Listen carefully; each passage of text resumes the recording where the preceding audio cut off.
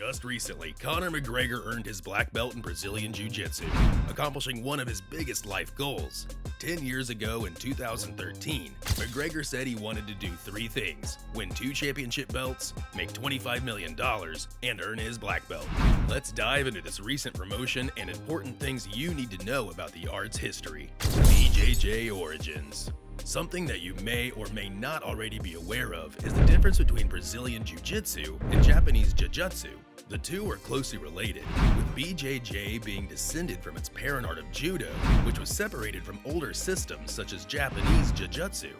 BJJ is all about grappling and is prominent in the MMA to help a fighter's ability to fight from the ground in specialized fighting techniques that involve submission holds such as joint locks and chokeholds. As we look further into history, Japanese Jujutsu has its origins in feudal Japan. Japanese Jujutsu was originally used by samurai as a method of unarmed combat. The samurai were known for their elite sword handling, which set them apart from other soldiers, but few know they were also proficient in unarmed combat. In the early days of the 1100s, the samurai class was considered full warrior culture. As these nobles were considered the ruling class of Japan, their young were sent to academies to learn warfare where Japanese Jujutsu was ingrained in the process. The art utilized holds and the ability to throw opponents off balance. Although attacks to eye, throat, nose, and groin were prominent, the main focus was not striking as the armor negated most of these effects. Fast forward, BJJ meanwhile, began in the early 1900s. Mitsuyo Maeda, a member of the Kodokan and student of Kano Jigoro, the founder of Judo, was tasked with spreading the art overseas during travel. This is where Carlos Gracie would eventually run into Maeda around 1918 in Brazil. Carlos Gracie watched Maeda's demonstration at a theater and decided he wanted to learn. Maeda agreed to teach the young Brazilian. Gracie eventually took the style and adapted it to focus on grappling and groundwork instead of throws. Later, spreading this art to his brothers, one of which was Elliot Gracie, who began to create adaptations in Judo to allow him to perform certain techniques he was unable to perform at the time in Judo, possibly due to his smaller stature. Elio would go on to compete, where his development of the art allowed him to defeat larger opponents by use of angles, weight distribution, fulcrum points, timing, and leverage. In the 1920s, U.S. Army Captain Alan Castorphin Smith, who was awarded the Judo black belt in Japan, helped establish the Judo and Japanese Jujutsu into the training manual at Fort Benning. President Theodore Roosevelt even had a Jujutsu room at the White House as he trained with one of Kano's best students by the name of Yamashita Yoshitsugu. In the recent modern era, Royce Gracie was able to also showcase BJJ on a prominent and mainstream level in 1993 during the first UFC championship date. Afterwards, Royce and his older brother Horian created programs for the Army Rangers, eventually leading to reissued handbooks containing jiu-jitsu. These relationships began to spread, where in 2011, Valenta Brothers Black Belt helped teach U.S. Special Forces members fighting drug cartels. Fast forward to today, one of the largest promoters of jiu-jitsu is none other than retired Navy SEAL Lieutenant Commander Jocko Willink. Coming to America, BJJ didn't become well known and respected until UFC 1 in 1993, with Royce Gracie showcasing the art on a world stage, and from there, the sport skyrocketed in popularity. It's now known as one of the fundamental aspects of MMA. From this BJJ-centric win, other fighters began to want to learn how to use this grappling style. Gyms began popping up, and trainers began to learn more about BJJ and similar grappling techniques. Another very useful aspect of BJJ was its training methods. Other martial arts, especially at the time, didn't do live training like full contact sparring. This is where Jiu-Jitsu separates itself from the pack. During competitive Brazilian Jiu-Jitsu training, full display of strength, speed, technique, and aggression can be used. In the striking arts, this would not be possible due to potential injury, thus training partners must pull back during training, where in Brazilian Jiu-Jitsu, practitioners typically have the ability to tap out before the onset of major injury. From Kavanagh to Maeda. This is where Conor McGregor and his head coach John Kavanagh come into the story. John Kavanagh is a head trainer at Straight Blast Gym in Ireland, or SBG. SBG was originally founded in the 90s in Oregon, correlating to the creation and rise of the UFC, until global branches were made. Kavanagh is an ex-professional fighter who had a record of 6 fights, 3 wins, and 3 losses before he became a member of SBG in 2001. Kavanagh is notable not only for his fights, but his mark on MMA as a whole. He's been recognized as one of the best MMA coaches in the world, and was an innovator for MMA in Ireland and the UK. It shouldn't be surprising that, just like McGregor, Kavanagh has a black belt in BJJ and was the first Irishman to win the belt. You can trace Kavanagh's training back to Mitsuyo Maeda himself. The person who trained Kavanagh is Matt Thornton. Thornton was the founder of SBG, with the original gym being founded in Salem, Oregon.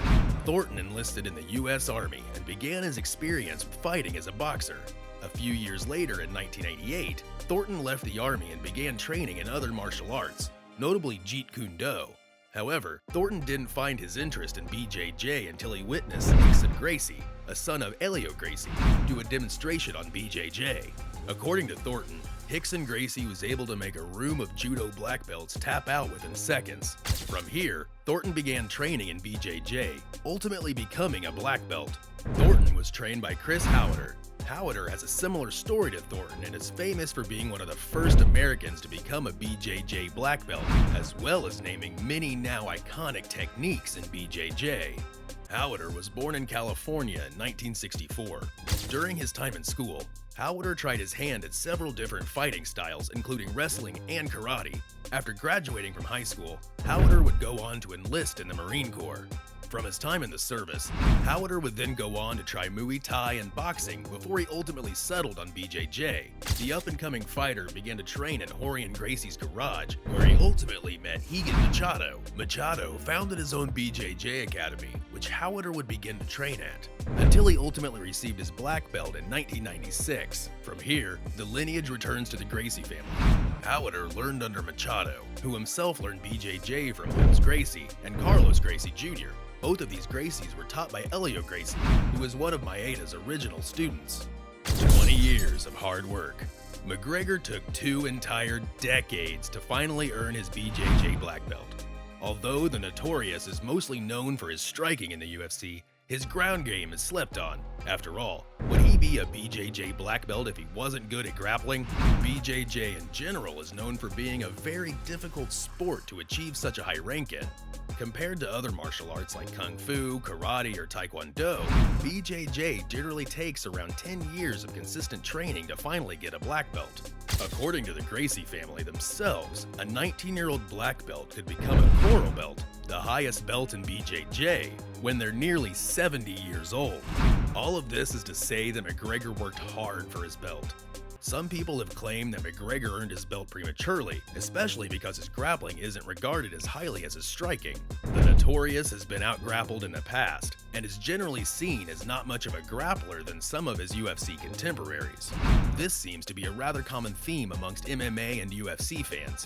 Whenever someone who's a black belt, brown belt, or other high-ranking belt gets submitted, fans immediately begin to ask why the fighter had such a high-ranking belt.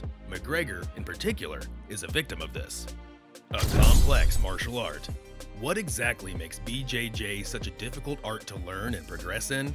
There are a variety of factors, but factors that play a huge role are the emphasis on mat time, live sparring ability, and competency, along with demonstrations and technical mastery, and even competitions in some cases. Compared to other martial arts like karate, BJJ requires many hours of time spent on the mat. There are also strict standards that coaches and teachers must adhere to before they are able to give students higher belts. Another aspect of these regulations is time limits. Organizations such as the most standard IBJJF, International Brazilian Jiu-Jitsu Federation, requires students, even if they have been training since they could walk, to be an adult of at least 19 years of age at minimum to achieve the rank of black belt.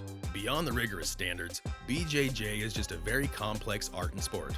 Boxing is called the sweet science, and there is certainly a science to it. BJJ, meanwhile, is known as the gentle art that's many times hardly gentle, and there is also an art to it in regards to layered technical complexity, connections, and its understanding of it comparable to a physical chess game. Compared to other martial arts, BJJ is focused on realistic applications and real-life feasibility. A lot of people online seem to agree that in other martial arts, belts are used mostly as a marketing tactic. They provide tangible progress, and that keeps people coming in, especially with how quickly someone can become a black belt. BJJ, meanwhile, doesn't care about any of that. BJJ is only concerned with being a powerful, efficient, productive, and practical martial art. Training for a black belt. McGregor has trained in BJJ and other grappling forms extensively, and plenty of footage of his grappling training is available online. McGregor in general has an interesting way of training. Instead of having a strict schedule, McGregor simply trains throughout the day more spontaneously. According to Notorious, he wakes up in the morning and begins moving around. However, he has emphasized his grappling game. McGregor comes from a striking background, primarily boxing, and had a strange karate stance when he first entered the UFC. McGregor has also been working on his wrestling. Chael Sonnen commented on some footage of McGregor wrestling and said, "The fact that Conor McGregor, who is down a good 15 pounds, is pushing, pulling, and wrestling is something you don't play, something you don't do to burn calories." With all of this said, it's obvious that McGregor has begun to emphasize his grappling just as much as his striking. The Notorious definitely earned that black belt after 20 years. With his confirmed return to the UFC, it'll be exciting just to see how much his grappling has improved.